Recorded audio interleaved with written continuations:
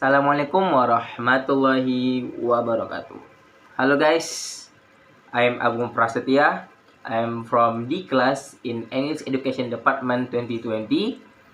And in this video, I will explain about value communication in Islamic perspective. The first is, what is a communication? What is a definition of communication? Communication and activity of delivering information, be it message, idea, from one party to another that is carried out directly and indirectly. So, Islamic communication is human to the way of da'wah, which involve more religious and social cultural values. Namely, with the principles and method contained in the Quran and Hadith. This principle is not just conveying message and change in communicant behavior, but also establishing harmonious social interactions and normative principles. This is the principle that distinguishes the concept of communication from an Islamic perspective from communication in a Western perspective, which, which seems more cultural and independent of normative elements. The principle of applying Islamic communication is stated in the verse of the Quran as follows,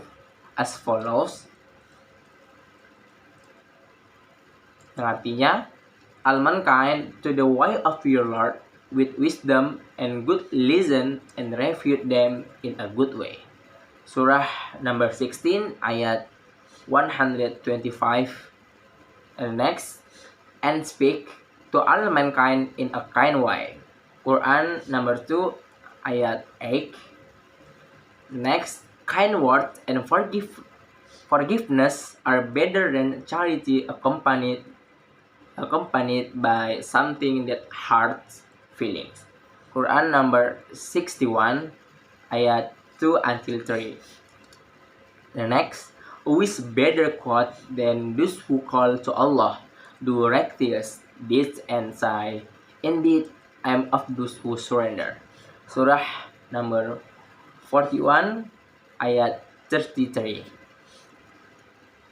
The verse above provide an affirmation of the essence and principles of Islamic communication until the implementation stage. There are three elements involved in the communication process, namely the communicator, the communicant, and the message. The communicator as the main character to convey its message to the communicant. In Islamic perspective, the process of delivering message from the communicator to the communicant must be delivered honestly and in accordance with the principles contained in the values of the Quran and Sunnah, because it is considered part of worship. So in its application, the principle of Islamic communication takes place between humans and their God.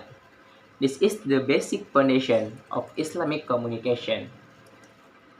There are two things that need to be considered as the most basic difference between Islamic perspective communication and Western perspective communication.